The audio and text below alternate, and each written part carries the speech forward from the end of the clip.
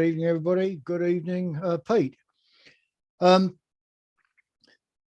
just had a brief look through the visitors tonight, and they're from all over the place. I seem to recognise a couple from the States, and also Balsa Freed from Switzerland. So good evening, Balsa. Nice to see you supporting BIBBA events. This evening's speaker is Pete Sutcliffe, who's a master beekeeper. He should, I hope, be sitting somewhere in Cheshire speaking to us. He's a long-term beekeeper, and he's going to speak to us this evening about breeding out bad traits. Now, I'm not sure whether it's breeding bad traits out of bees or beekeepers, but we're about to find out. So, Pete, over to you. Okay. Good evening, everybody. Just bear with me a moment while I share my screen. Is that visible? Anybody? Not yet. Tell me when. Yep, got it. Okay. You need to put it on full screen, Pete.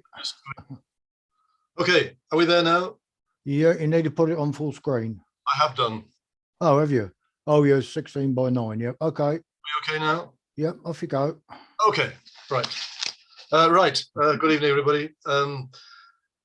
Roger always warns us, quite rightly, to be very careful not to infringe copyright in any visuals that we use. I wanted to just illustrate bad bees, and I don't know anybody who's that good at drawing or willing to do it for me. So I have, for the first time in my beekeeping career, paid for a graphic. So this is one I have a license for. It cost me £8.69, I would like you to know. So you will see that I will make very good use of it. You're going to keep seeing this quite often throughout the talk. There's a problem with this talk in that it's a bit like a gardener talking about getting rid of weeds. The question arises, what is a weed? What is a bad trait? People might have very different ideas, and what right have we to say that a particular trait in a wild animal is bad anyway? Now, I'll reassure you that I'm not going to try to go into those questions here because we only have an hour. I've chosen two particular traits that I think most beekeepers would agree can be a problem. I'm going to look at swarminess and bad temper. Okay, so two traits, swarming and bad temper. Even here, we have a problem because I'm going to need to define my terms before we go on. When I say swarmy bees, I'm not complaining about the natural instinct of honeybees to swarm. Getting rid of that would be getting rid of the very nature of the honeybee. Honeybee reproduction, as we all know, involves swarming. And without that, they die out or certainly not be as healthy and thriving as they are. I'm talking about colonies that swarm every year, often several times, put up dozens of queen cells and keep doing it despite all the actions of the beekeeper to control the swarming. Colonies that go on swarming even when the colony left behind is hardly viable. That's not natural, in my opinion. It's gone beyond what nature intended. It's my contention that a lot of our bees nowadays are more swarmy than nature would intend. Swarming is a risky business for honeybees, even though they're pretty expert at it. If a colony in a wild situation threw off too many swarms, those swarms and the colony left behind would probably perish. Tom Seeley reckons in his book that I'm sure a lot of you have read that only 20% of swarms in the wild actually survive through the first winter. So if they perish, the genes of that colony would be lost, and only a colony that swarmed carefully when conditions were absolutely right would survive to pass on its less swarmy genes to future generations. By protecting unviable swarms, by collecting them, feeding them, nurturing them, we actually act against nature. This picture here illustrates some of the reasons why most of us want to prevent swarms or at least control them. Swarms cause a nuisance, they cause alarm, bad publicity for beekeepers. The two swarms at the bottom right don't seem to be particularly sensible honeybees. They seem to have a bit of a death wish.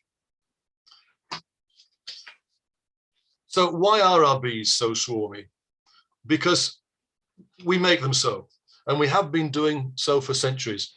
In the old days, up to about 150 years ago, most bees were kept in skeps, round woven straw baskets like the ones you see on the screen. They weren't at all bad for the bees as long as they were protected from the rain. However, they were extremely primitive as hives. Way back 2000 and more years ago, the ancient Greeks developed basket hives which had bars of wood across the top so that the combs could be removed without harming the bees, and the honey could be harvested. This is the way that Aristotle made a lot of his discoveries about bees, by watching them on the combs that he'd lifted out of the hive. Unfortunately, like a lot of advances during the Greek and Roman time, that advance was lost during the Dark Ages, and skep beekeeping just had the bees making wild comb inside of the skep, as you see here. The only way of getting honey was to cut or break out the comb and either eat it as comb honey, larvae and all, of course, everything as it came out, or crush the honey out of it, probably also with larvae, pollen, bits of bee in it.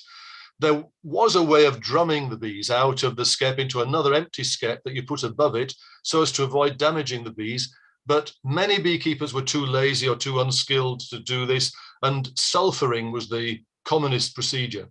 This involved digging a pit in which sulfur was burned. The skep was put over this pit, the bees were gassed and fell out into the burning sulfur, and the nest could then be raided with impunity.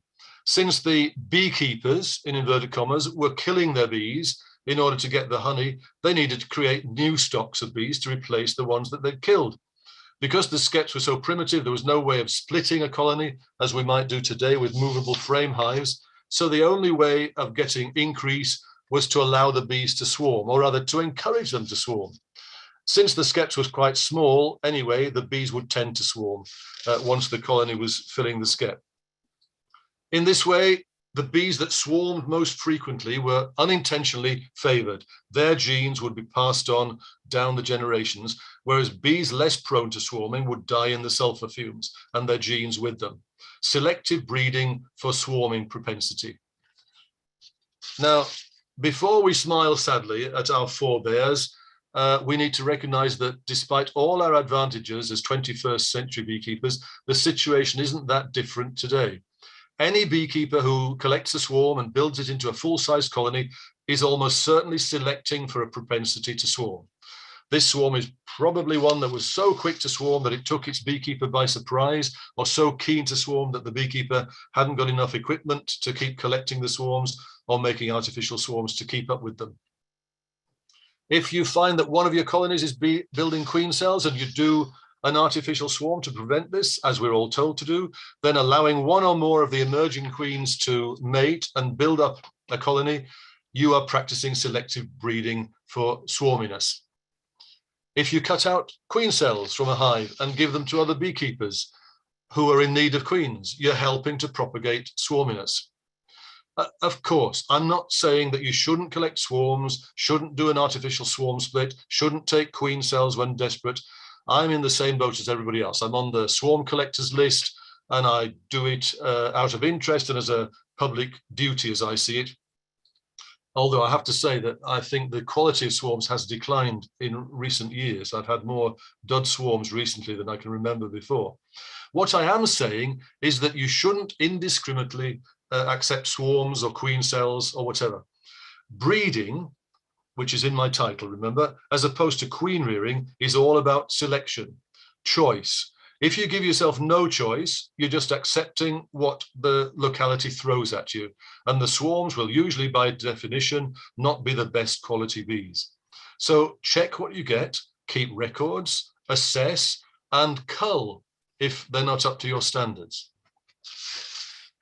I strongly believe that you should never confront people with a problem that you've identified without presenting them also with a solution, if you possibly can. And I have a solution for you, I hope, in this case. Let's just talk about queen rearing. There's a perennial dilemma for those of us who want to practice queen rearing. All methods of queen rearing depend basically on causing the bees to create queen cells by making them queenless. This is building queen cells under what's referred to as the emergency impulse. The bees have lost their queen and they need to use any young female larvae in the hive to create a replacement queen for themselves. However, again, I'm talking about beekeepers, it's almost universally accepted that queen cells produced under the emergency impulse are of the worst quality. The larvae were not intended for queenship. The bees are acting under duress in conditions that are far from perfect, so the queen larvae will probably not be fed as well as they should be. The best queens are reckoned to be those produced under the swarming impulse. When bees naturally produce queen cells, it's because the colony is doing well. They have a surplus of young nurse bees, honey stores, pollen, masses of brood. The larvae in the queen cells will be lavishly fed and grow up in a colony that's literally almost bursting with life and riches. So if we allow our bees to produce queens from swarm cells, we'll get healthy, well-developed queens, but ones which carry a genetic propensity to swarm. If we produce queens under the emergency impulse from a colony that was not trying to swarm, we keep the genetic swarming impulse within reasonable bounds, but we end up with, possibly at least, scrub queens. We just can't win, it would appear. But we can. We can get the best of both worlds. If one of your colonies has an undue propensity to swarm, do everything that the books tell you in order to dissuade them from swarming. Give them loads of room, preferably in the form of a second brood box in this case, because brood frames will be useful later, as you'll see, and soup is a slight nuisance. However, give supers if necessary to contain the bees as the colony builds up. So you're putting them to the test. If they don't make swarming preparations, fine. But if they do produce queen cells, then you need to find and remove the queen. If the swarming has been really bad, you might just decide to kill the queen then and there.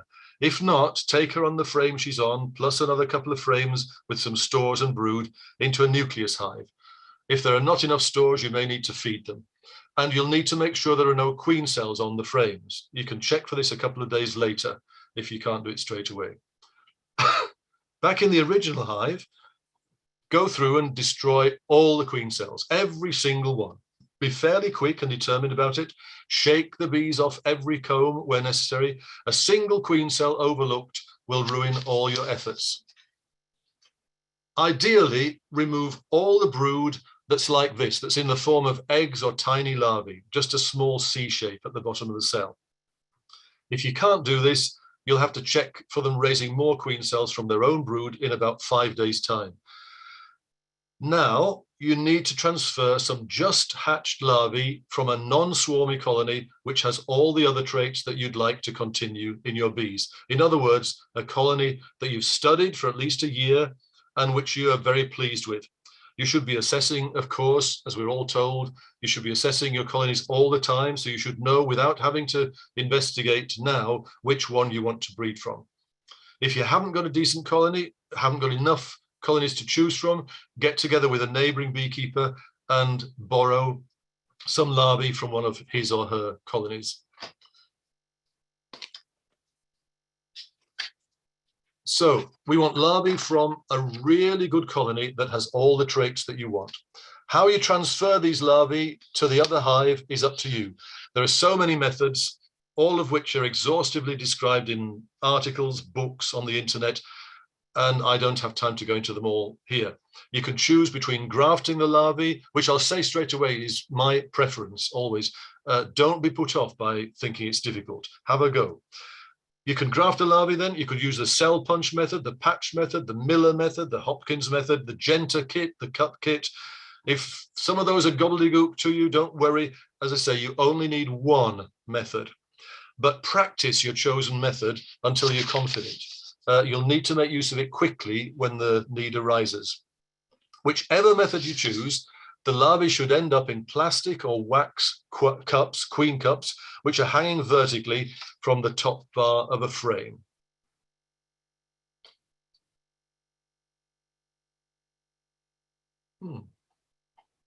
Sorry, I seem to have lost a slide. Okay, so the bees, now queenless, as if their queen has gone off with the prime swarm, will eagerly adopt these queen cups as potential queen cells. Since it's an opulent colony, overflowing with stores and nurse bees, and in the full flood of the swarming instinct, the queen larvae, although you've engineered a sort of emergency situation, will effectively be produced and fed under the swarming impulse. So I promised you the best of both worlds. You've avoided breeding swarminess into your bees, but made full use of the swarming instinct to produce the best quality queens. Check after 2 or 3 days to make sure that the bees are making queen cells from your larvae, and quickly look through all the other brood frames for any more queen cells, any wild queen cells, as I call them, that the colony might have started. Destroy them, obviously. To complete the exercise, 3 or 4 days after the queen cells have been capped, split up the colony into as many 3-frame nukes as you have queen cells for and frames of bees for, and you have then completely disbanded your swarmy colony, and you've used it to produce your mating nukes. If you can't move the mating nukes 3 miles or more away, use the NBU method, the National Bee Unit method. Put your nukes, however many they are, in a circle facing the site of the original hive, facing the original hive as you break it up, almost all facing inwards. That's equidistant from each other. And you share out the frames and the bees between those nucleus hives, and then take away the original hive completely. So the middle of this circle is now empty. The bees will fly back to where the original hive was, and as you all know, they start to circle round to find where their hives got to, and they will tend to, this does work, distribute themselves fairly equally among the nukes that you've set in a circle. Now, of necessity, I've kept the instructions here very short.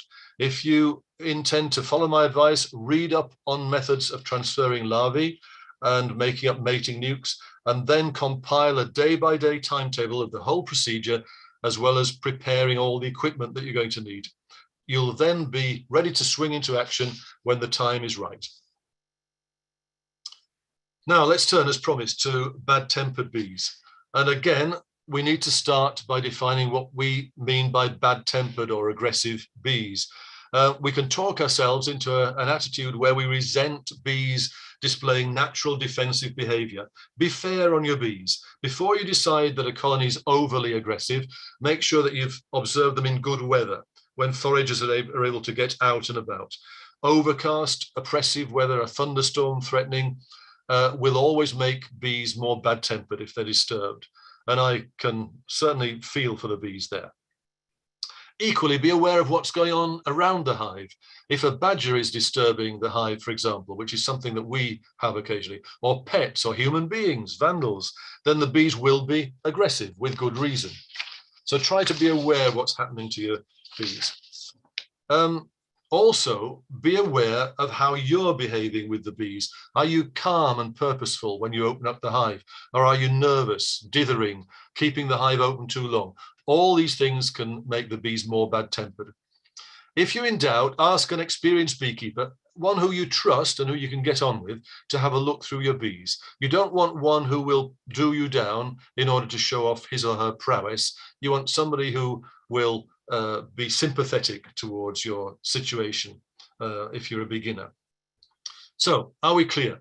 What we're talking about is bees that are always aggressive, overly aggressive, whatever the situation. Bees that fly up out of the hive when you open up the first crack. Bees that run around on top of the frames, getting in your way and getting themselves annoyed. Bees that follow you for seemingly miles when you walk away from the hive. Bees that try to sting anything within a few paces of their hive. I started this talk by saying that we beekeepers are responsible for breeding swarminess into our bees. And although it's the last thing any of us would want, the same thing happens with bad temper. Let me explain. Aggressive behavior by the bees can make beekeeping extremely unpleasant, to the extent that some beekeepers feel unable to continue inspecting the colony as they should. Left to its own devices, the colony is very likely to build up to a huge size, thereby becoming even more daunting, and this will inevitably lead to swarming. The beekeeper will probably be unaware of the swarm and unlikely to want to collect it, even if they are aware. Then further cast swarms issue from the hive, and the aggressive genes are spread around the area. Neighborhood beekeepers will be heard to complain that their newly mated queens are producing bad-tempered colonies because the queens have mated with the drones from these neglected colonies, and so the malaise spreads. How can we put an end to this vicious cycle, short of gassing the aggressive colony? Obviously, the answer is to requeen the aggressive colony and at all costs to prevent it from swarming and reproducing and spreading its genes. But this doesn't sound like an attractive or even practicable proposition, given that even approaching this colony might feel like risking your life, and the bees might attack you murderously and suicidally when you're only a couple of frames into the hive. It has to be done, however, for everybody's sake, including that of the bees, because every one of these incidents of aggression leads to dozens of bees dying, alarm pheromone being spread throughout the colony, and the whole colony being left in a highly disturbed state. First of all, don't do anything with these bees on your own. Get at least one assistant, preferably an experienced beekeeper, who I hope would be willing to help, but anybody will do, as long as they haven't got a phobia of bees, obviously. Second, get well suited up. So, not necessarily like the bloke in the picture, but you know what I mean. So that you're confident about tackling these bees. This may even be an occasion where those leather beekeeping gauntlets could legitimately be worn. Third, be absolutely clear about what you're going to do.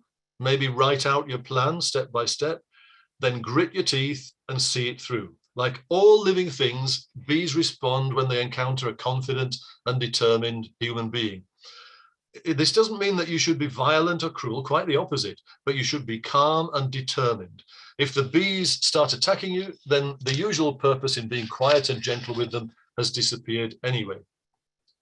Avoid crushing them, but throwing them around a bit won't now make things any worse. Having said that, we're going to reduce to a minimum the amount of manipulation that you have to do with these bees. Once again, the preliminary for this procedure is to choose one of your colonies, or a colony of a beekeeping friend again, with whom you're working maybe, that you want to breed from. This colony should have all the traits you want in your bees, including, especially in this case, docility. You should constantly be assessing your colonies for this. So you should already know which colony is your breeding colony. So this is your hive with your helper and working in the way I described. Smoke the bad-tempered hive, wait the prescribed 2 or 3 minutes, take off the roof, lift off the supers if there are any, stack them beside the hive. With your assistant or assistants, lift the brood box or brood boxes and floor and carry it to an already prepared site a few feet away, preferably 10 or more feet away, quite a distance. Put a crown board and roof on this brood box and go back to the original site. Put another floor on the stand with the entrance block open. Put the supers on this floor in the original order, then the crown board and the roof. Keep the queen excluder for later. I'm assuming here, and it's very likely, that this hive has built up to a large size and you've put supers on it to prevent it from swarming. If it has no supers, put any box, super or brood box, on this floor to allow the returning foragers to hang somewhere. The box doesn't even have to have frames in it, although that would be preferable. So I imagine you've already cottoned on to what's happening. We are bleeding off the flying bees from the original brood box that we've moved away. They will fly out. The foragers that were already out will fly back to where the hive originally was, and they'll find a box there and they'll go inside that one. So you need to give this a bit of time to work. So invite your helpers back to the house for a cup of tea, maybe a piece of cake, maybe 2, maybe 3. In other words, you might even have time to take off your bee suits and relax for half an hour to an hour. During this time, the foraging bees, which are the majority of the bees able to sting, and the ones, importantly, that give off the alarm pheromone, will return to the original site. The brood box on the new site will be left with mainly younger nurse bees, which are much less likely to be defensive than the older bees. So when you suit it up again, return to the brood box with your helper or helpers, start searching through the box for the queen. I know all beekeeping methods seem to contain this, don't they? Find the queen. Now, I admit this might be quite difficult. She may well not be marked because it's been too daunting an idea for anybody to want to find her and do this. I haven't got time here, again, I'm afraid, to go into the various ways of finding a difficult to find queen, but there's plenty written about this elsewhere. And again, like everything, it's easier, far easier with 2 or more people. You can have one person looking at one side of the frame, you looking at the side that you're holding up towards you, and it helps a lot.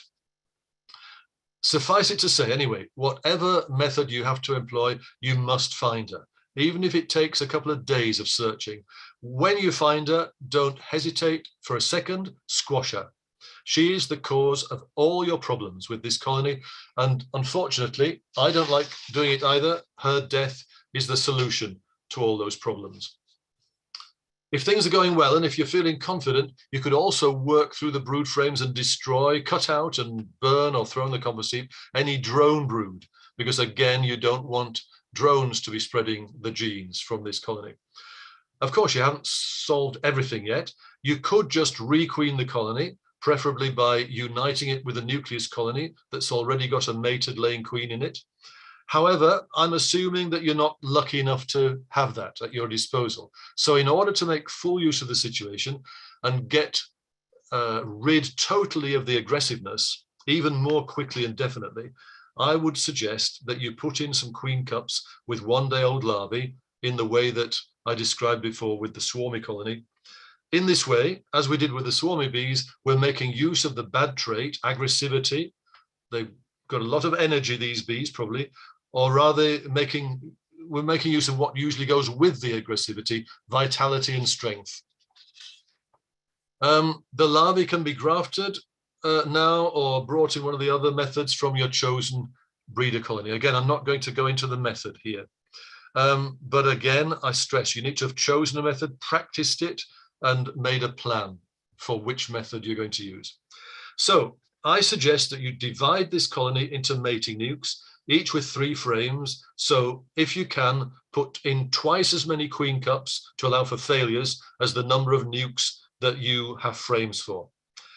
With your helpers, you can now carry the brood box back to its original site, put the queen excluder back above it, then the supers. If there were no supers and you use some other box to collect the flying bees, just throw them out or place the box a few feet away and let the bees empty themselves out of it.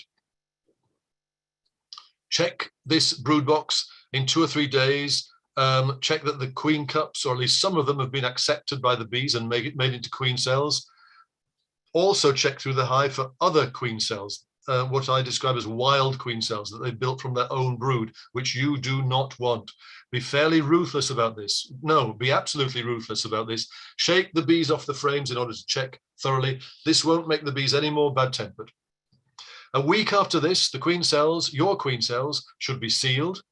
Lift off the supers and divide the brood box frames between your nucleus hives, giving each nuke 3 frames, preferably one with brood, one with mainly stores, and the other one empty comb or maybe sealed brood. Or even a comb if you have some from another colony, as long as it's safe from disease. Again, if you can't move them 3 miles or more, use the circle method. If there are bees in the supers, shake them out and share them around each nucleus hive, and give the super frames, if they're any use, to another colony. Again, you've checked all this for disease, I'm assuming, first. It's a good idea to feed the mating nukes in order to stimulate the virgin queens to mate and then start laying. A frame feeder is probably the easiest, but a contact feeder will do if you can put it above the queen board in the nuke. And again, just a quick aside, I've mentioned equipment already, and I'm going to come back and stress that later on.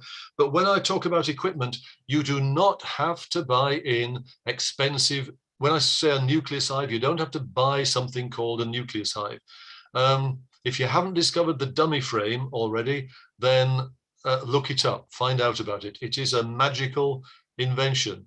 You don't have to fill a brood box with frames. You can even have just 3 in there and then a dummy frame, and the bees will not go to the other side of that dummy frame.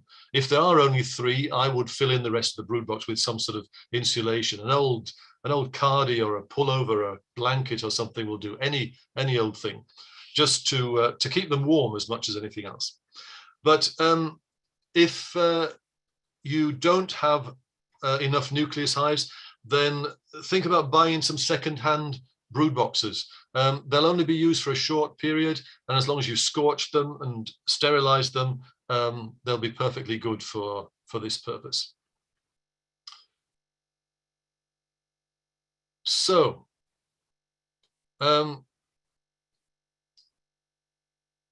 give each mating nuke a queen cell, and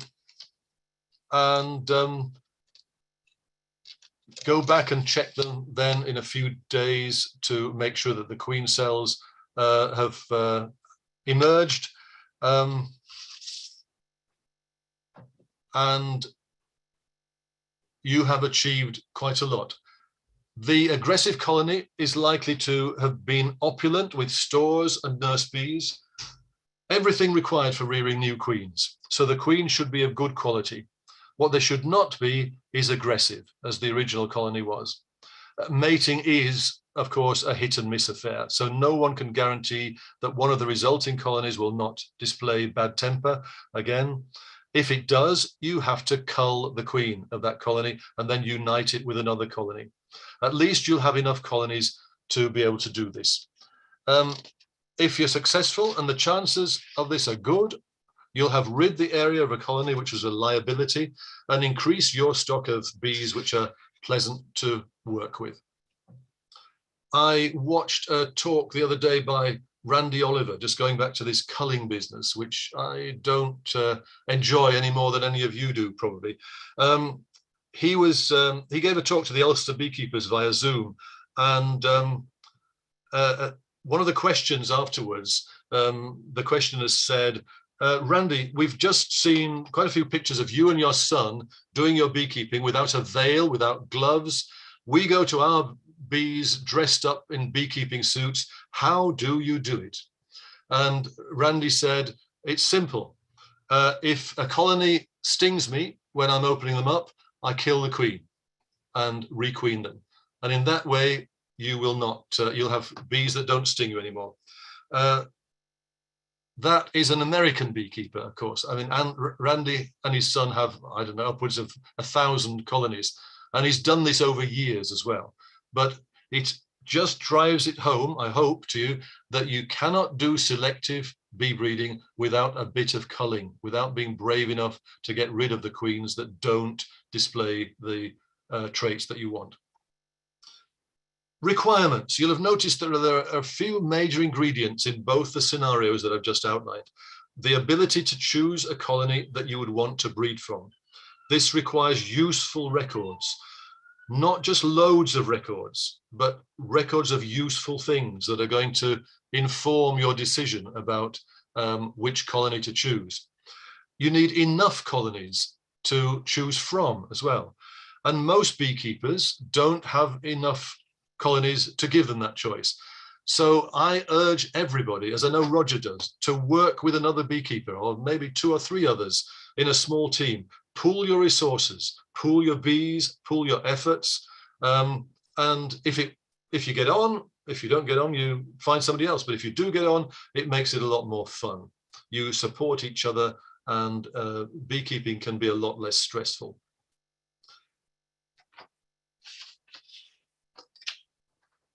Again, you'll have noticed that there are times when manipulations have to be carried out quite swiftly, requiring an amount of equipment. A number of nucleus hives is the obvious example. And again, all this is easier if you work together with somebody. You've got more equipment to choose from as well. So to sum up, let's go back to the list of what you've achieved here. You have tackled a daunting colony instead of letting it get the better of you and letting it possibly cause a nuisance in the neighborhood. You've had success in selectively rearing good queens. You've improved your stock of bees and the bees in the neighborhood. you've increased your knowledge and skills as a beekeeper, and you'll feel bloody marvelous. Thank you.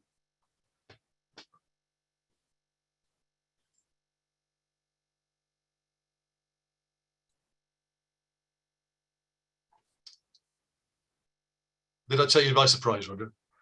It did rather, Pete. Yeah, yeah.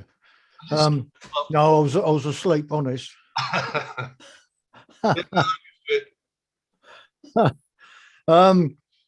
Right. Okay. Yeah, we've got a few questions come in.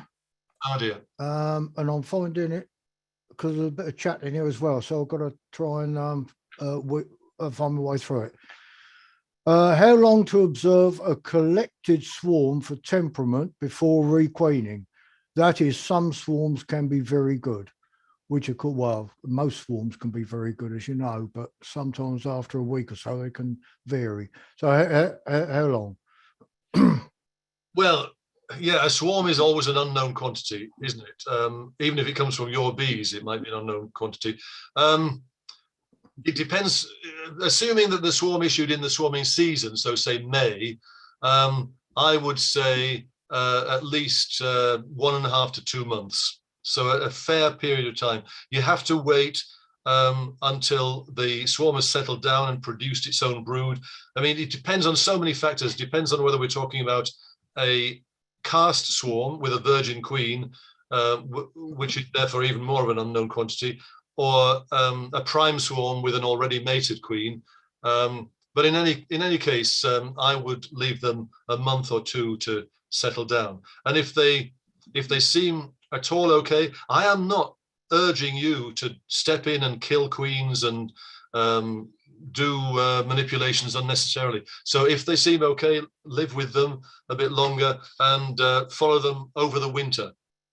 But again, keep records and test yourself with your records, whether you actually find the things that you've noted useful. I mean, the weather is a useful thing to note down, but people, I often find on their record cards, keep a record of the number of this and the number of that. And I doubt whether they ever manage to make use of that information later on. So just check that you're keeping useful records. Don't forget, Pete, you've been keeping bees long enough that sort of 25, 30 years ago, a prime swarm would almost certainly have a fertile queen. Now you can very often get prime swarms with virgin queens for whatever reason. So that can make a bit of a difference. As I said at the beginning, I mean, you and I need to be careful that we don't sound like old codgers who are just complaining about modern day beekeeping. But I do think with you that things have changed a bit, and there are multiple reasons why that might be the case. But certainly swarms are much more of a mixed blessing when you collect them nowadays. So yeah, do be careful. Sorry, Pete. Yeah, we're not complaining. I think we're just stating that what you may find in books is what it should be, yeah. But the reality can be quite different.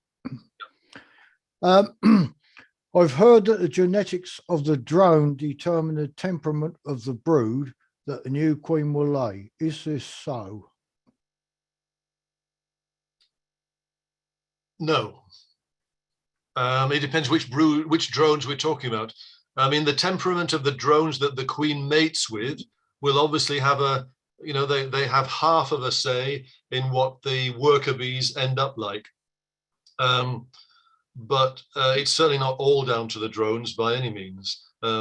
Half of it is down to the genes that the queen carries with her. Again, I mean, don't get me wrong. This is not to say that the drones are not important. I hope stress that in the if you can, whenever you're doing anything to do with you can affect the drones that the queens are going to mate with, then try and do it. I think the question is probably getting a bit confused because it's probably the drone that mated with the queen's mother that was that's the one that's going to pass on the temperament, not the drones of the various patrilines. Otherwise, what you'll end up with is certain patrolines, good tempered or bad tempered, and you don't get that. Either the whole colony is, or none of it is. Yes, and again, let's just quickly mention that. I mean, I was trying to, in my talk, to make things sound reasonably simple so as not to put everybody off. But I'm not glib about it. You know, it's not easy, and you need to beware of all the factors involved. The temper of a colony, as I say, it comes half from the queen and half from the drones. But anybody will tell you this, it is difficult to requeen a really aggressive colony, which is why I took you through the steps that I was suggesting. But when you do requeen an aggressive colony, as long as it works, the temper, everybody will tell you, the temper changes within a matter of almost hours. Yep. Certainly a day. Yep. So it's the queen and her pheromones that really set the tone for the whole colony. It should continue to improve then as the queen's brood, her own brood, comes through. But as I say, the change is really marked, and it's really quite nice to see. You can have a great feeling of success when you do it. Yeah. Getting on that point, I know it's your lecture, not mine, but I've mentioned this on many occasions. Sorry? It's never stopped you before. I'm sorry, carry on. I hope that comes out of the recording. A trick the old beekeepers used to do was, if they had a bad tempered colony, they would simply put a protected queen cell in the colony. And I've done this on many occasions, and you tend to get around about 80% supersedure, because supersedure takes place. Now, I've never seen this in print, and then about a year or so ago, somebody sent me a link to, I think it was a New Zealand website, and they said that they do it in New Zealand, and some New Zealand commercial beekeepers do it as a method of requeening anyway. And the amusing thing was they'd actually taken one of my photographs off Dave Cushman's website to illustrate the point. So yes, that very definitely works. You don't necessarily have to struggle if you can pop a protected queen cell in. You can generally get away with it. Okay, yeah. I mean, again, I was trying to talk from the point of view of a beginner, so I'm not assuming that a beginner would have a queen cell to begin with to protect. I was thinking that through quickly as you outlined it. I can see that working. I've not come across that in print either. Well, this is one of the many tricks the old beekeepers did. Of course, it never got written down. Yeah. So, of course, if you want to pass an exam, you definitely don't mention something like that, because they probably wouldn't accept it. Well, I don't know. I mean, I also respect anything that New Zealand beekeepers do, because they know what they're doing. The only thing I would say is that would work, wouldn't it, if the queen was, say, well, maybe 2 years old, but certainly 3 years old, but not for a younger queen, or at least I wouldn't be as confident with a younger queen that they wouldn't fight, and the virgin queen wouldn't be killed, even when she emerges out of the protection. Yeah. But as I say, I haven't come across that. I will. I'm going to be intrigued enough to try it, I think. Well, you can do it anyway. So if you've got a poorish colony, just try it, Pete. I'm deliberately keeping this going because there's somebody out there whose name I will definitely not mention, but they've got a sense of humour, because they've almost written a book here, and they expect me to read all this lot, which I'm going to. But whatever you do, please don't ask me to repeat it. Given swarming is a natural reproductive urge, is there more benefit in considering colonies' terms of when in the season they appear to favour reproduction? Consequently, is there a danger of selecting bees that swarm at a certain time of year? I raise this because in 2021, we had a clearly triphasic sunlight duration year in Northern Ireland. Irish beekeeper, hence the humour. 2020 was biphasic and 2019 was a flattened bell-shaped curve. This climatic influence played havoc with flowering cycles, with consequent forage and colony numbers. 2021, cold April, May devastated the drones for the early matings, while 2020, June, July, August, cold, wet, windy and dull period had similar consequences for late mating. Finally, on the issue of poor swarm quality, could this be attributed to the high risk for the new colony with a mated or unmated secondary to queen clipping or beekeeper error, and the impact of floral forage for them to numbers, wax and stores created for the winter? There's a lot in there, Pete. I think I might really need to read that. I'm not sure what the question is in the end. I mean, I got a question at the beginning, I think, and I would agree with what whoever it is saying, and I hope I agreed with it in my talk. All beekeeping is about working with the instincts of the bees. So we all know that the best time to do any sort of queen rearing is in the swarming season. It's not a swarming season for no good reason. It's the swarming season for very good reasons. You've got huge nectar flows, you've got loads of pollen, and the colonies are building up to their highest size. So yes, I would agree with that. I'm sorry, I'm not quite sure. If you could pick out another question, I'll. Well, yeah, they go on to say, handling during inspection using perspex crowns to keep box thermal integrity to avoid unnecessary depth help this beekeeper convert a nasty colony into a calm colony without requeening. This colony has two great characteristics. They are productive.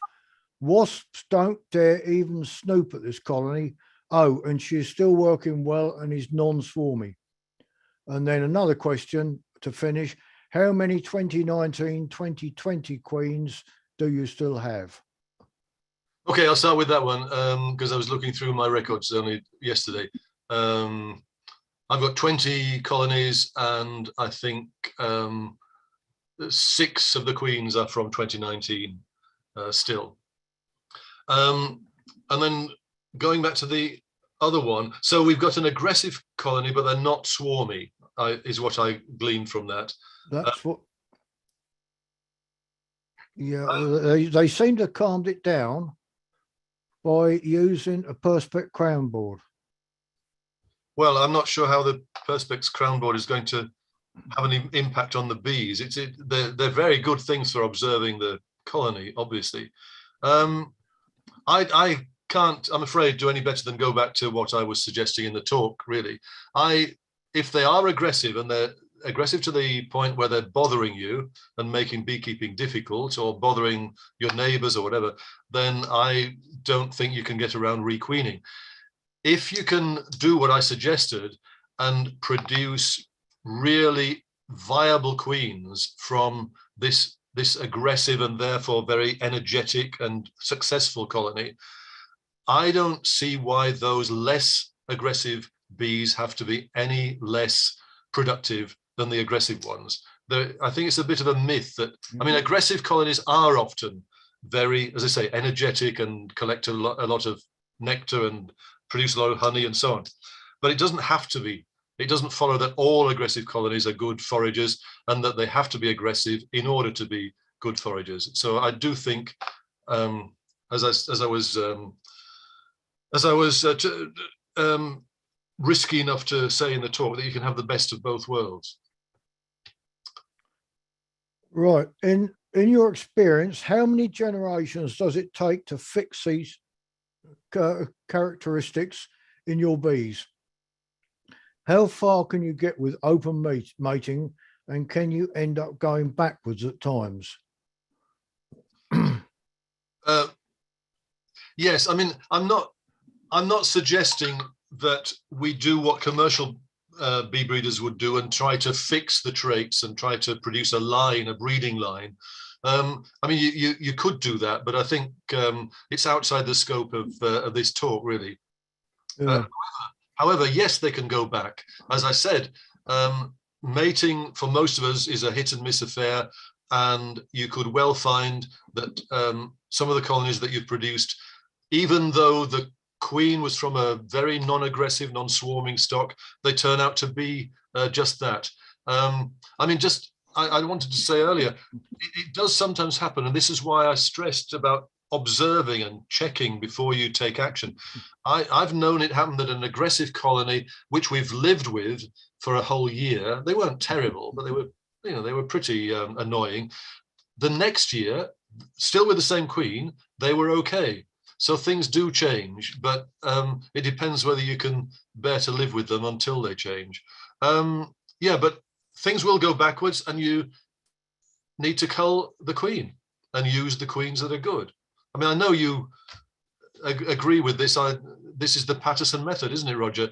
A colonies, B colonies, C colonies, and you requeen the C colonies. Well, requeen the bees, but yeah, the C's tend to be in my book. They tend to be the queens that have got producing good drones, but they themselves are mated with undesirables. Yeah. Okay. Well, yeah. For whatever reason, they're undesirable. Yeah. Yeah. Cool. What do you think of dribbling with oxalic acid, the swarm you just caught? Any other suggestions?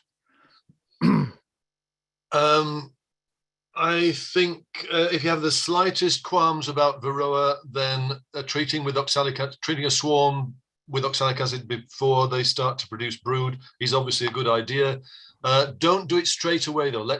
Otherwise the swarm might well abscond. I mean, it's not very pleasant to get oxalic acid dribbled over you, particularly not when it's sticky. So leave them 2 or 3 days until hopefully they will have started building comb. But if they produce any brood in that time, it won't be very much at all. So as I say, leave it 2 or 3 days, but then it's a good idea, I think. Well, of course, the issue really is, Pete, unless it's come from a collapsing colony, it's probably got a very low Varroa level anyway, isn't it?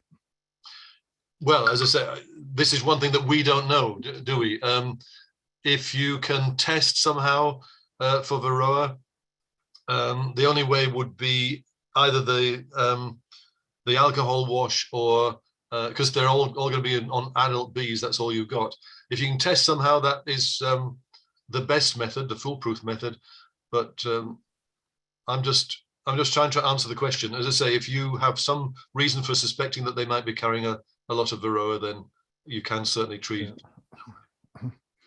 You advise not to use swarm cells, but if the colony has been watched or recorded and have good traits, surely using these saves going through a lot of steps for the same outcome and get mated sooner.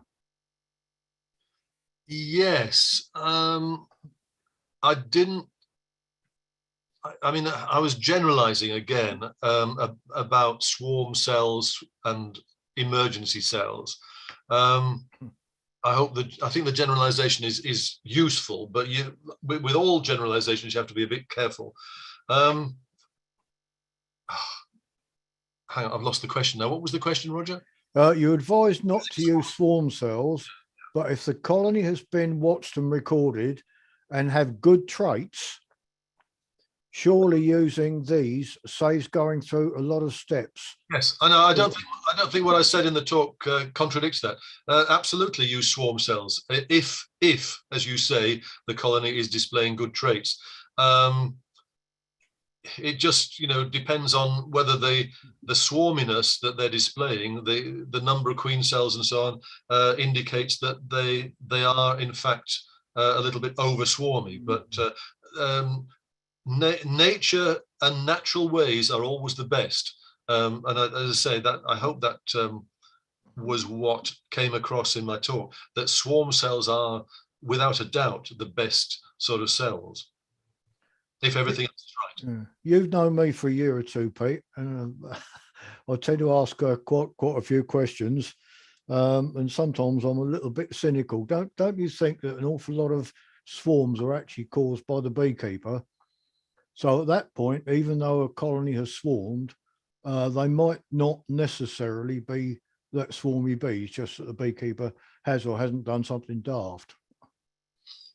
Yeah, it's a good point. Like perhaps not getting the supers on fast enough. Yeah, yes, sure. Yeah, it's something that we'll never know. I mean, so to go back to what I said about swarms, I'm not talking about not collecting swarms. Obviously, as I say, it's a service to the community and a service to beekeeping to collect swarms, and a service to yourself, maybe. So by all means collect swarms, but then observe them. Don't just assume that everything will be all right.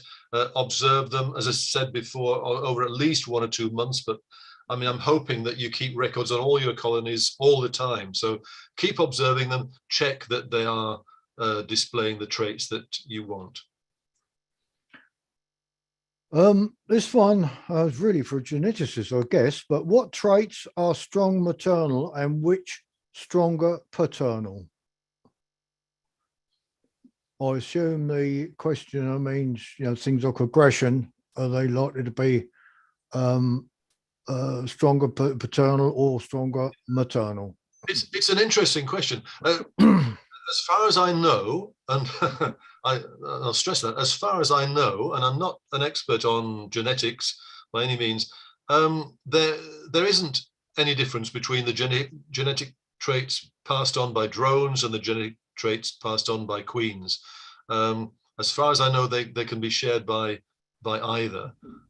So I don't think you can sort of distinguish in that way. There's one here that's not been completed, but excuse me, I can guess what the ending is. Is it a myth that the granddaughter of a buckfast queen can be? And I guess the next word will be aggressive, because a lot of people consider they are. Yeah. Is it the case that the granddaughter of a buckfast queen can be aggressive? Yes. But aggressivity, in my experience, can crop up in almost any race of bees and at any time. And that's why I think we should be alert all the time, rearing there, take action if it's necessary. I mean, the thing about buckfast, I don't know, Roger, we don't want to go into too much detail, do we? But just quickly, probably everybody knows that buckfast is a hybrid, not a pure line race of bee, and therefore true buckfast, to produce a true buckfast queen, you would have to go back to the original racial components of the buckfast bee to breed true. As far as I know, hardly any bee breeder does that. So the buckfast breed has been changing slowly over the years, and I wouldn't want to guarantee how close to Brother Adam's bee anything sold as buckfast is nowadays. Anyway, a hybrid bee, it's unstable. So in the second generation, let alone the third, the grandchildren, they'll be mating with other bees in the environment, and these component parts of the hybrid line will start coming out. So all sorts of things can happen. But I don't think it's true that they will necessarily happen. No. It's essential that it's impossible to avoid. But I think, again, as I was saying in the talk, I think you should be alert, certainly, for that happening. Yeah. I clearly don't want to say too much either. But there's a couple of things actually, Pete, because this aggression, we've got beginners watching, and we'll also watch the recording. Real aggression viciousness is not actually that common, is it? I've probably walked away from 10 colonies in my beekeeping time, but you get a colony that's a bit tetchy, and it can be a bit difficult to handle.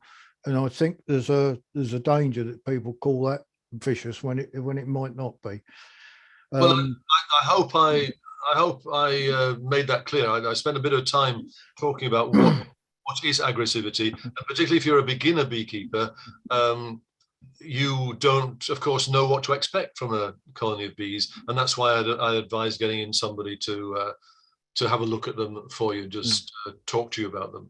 It may turn out that something can be done with these bees. And again, just like I wouldn't want to breed swarminess out of the honeybee entirely. I mean, that would be a ridiculous suggestion anyway. I wouldn't want to breed defensiveness out of the honeybee either. For example, in the autumn, when the wasps start to attack, I want to see, and I like to see, my bees defending themselves. And I wouldn't want to see docile bees just letting the wasps walk over them, because the wasps are certainly vicious. So you want a certain amount of feistiness, I think, in your bees. And if you treat even a feisty colony with reasonable respect and care, you don't usually have too many problems with them. So, again, just step back a bit before you make up your mind that the colony is irredeemably aggressive. Right. Okay. That's fair. How many swarm cells does a colony need to create to be considered a swarm colony? Yeah, good question. I deserve that one, don't I?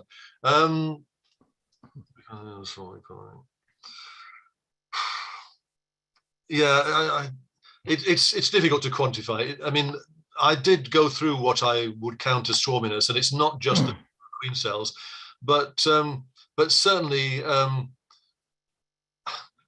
anything above 12, I would suggest is overdoing it a bit. They're wasting their energies. They don't need to produce that many. And the chances are that they will be in unsuitable places, and they won't be sufficiently fed, and so on. So even under the swarming impulse, you don't always get very good queen cells. There's no rule about beekeeping for which there are not exceptions. Whenever we give a rule, there are always exceptions that creep up on you and bite you.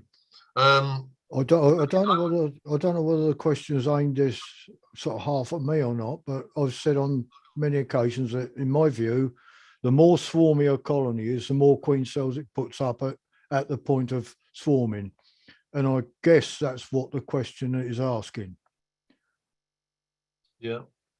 So I think, well, in my area, bees used to be swarmy, and I used to reckon 18. Any more than 18, I wouldn't use them for queen rearing. Now I'm down to about 12. Mm-hmm. So I think your dozen is about right. But I think that's what the question was after. Right. Yeah. If the queen cells are in the middle of the frame, then queen being replaced. If at bottom, the first intact queen that takes the hive, kill the other by drilling into. Right. If the queen cells are in the middle of the frame, then queen being replaced, I assume that's supersedure. If at bottom, the first intact queen that exits makes the hive kill the other by drilling into sides of cells. I don't know what they're trying to point out there. Okay, well, I get the impression that we're talking about supersedure cells as opposed to swarm cells or emergency cells. What you will find in articles and books is, again, true, but it's a generalization. And again, it goes back to what I just said about making rules about bee behavior for which we immediately find a dozen exceptions. I remember very vividly, because it caused a lot of distress to some beginner beekeepers who had read the books, and they found queen cells in the middle of the frame, and so they left them because, Yep. of course, they were supersedure cells, and that's what you did. And this hive swarmed, Yep. and swarmed and swarmed. So it's not the case that you can make rules for the bees. Swarm cells are sometimes in the middle of the frame. Yep. They're usually in dells and little crevices and around the side, as we know, because the bees can persuade the queen to lay where they want her to. With supersedure, it's not, the queen is aging, they can't get her to travel as far, so that's why the cells often in the middle of the frame. But as I say, it is not a hard and fast rule, and you should never rely on it. On many occasions, I've had people tell me they've got swarm cells and supersedure cells in the same hive. Well, why is that? How do you know? Oh, got cells around the outside of the comb and on the face. Yeah, so. The bees haven't read the books again. Right, okay. What do you do to prevent inbreeding? The simplest answer to that is to provide a genetic mix. I mean, I keep records of of the lines that my queens come from. You can easily do that. And if I did, I mean, we didn't get into this, but I don't make any claims for effectiveness on this, but I usually establish one of my apiaries as a mating apiary, and I take at least a couple of hives with a lot of drones in, colonies that I want to breed from again. The colonies that produce your drones have to be just as good as the colonies that produce your queens, and try to make sure that they're from a different breeding line. Again, if you're only a beekeeper with 2 or 3 hives, or even 4 or 5, it helps to work together with a neighboring beekeeper with whom you get on, because then you can swap genetic material, and it helps you avoid inbreeding. I presume everybody knows the main test for inbreeding, which is basically pepper pot brood pattern. It's reasonably reliable. So if you see that, then you've got a certain amount of inbreeding, and if you see a lot of it, then you've got too much. Of course, pepper pot brood can be disease as well, so you have to be very, very careful about this. But as I say, yeah, again, as the questioner I think is getting at, prevention is better than cure. So plan to produce genetic variety for your queens to mate with. It's probably only going to be a problem on a small close population, though, isn't it? Really? Yeah. As we said, right. It's usually the other way around, that your bees will mate with all sorts of mongrels from the surroundings that you would rather they didn't mate with. But bees fly a long way to mate, and that is very that's evolved in order to make sure of genetic diversity. So they do a very good job themselves on this. Okay, Pete. Well, I think we've come to the end of most of the questions anyway. It just remains for me to thank you very much for the lecture. Thank everybody for listening, and we hope to see you next week, which I think is Yvonne Kilvington. And don't forget, live at the Hive Saturday at 11 o'clock. So thanks, everybody. Thank you very much, Pete. Good night, everybody.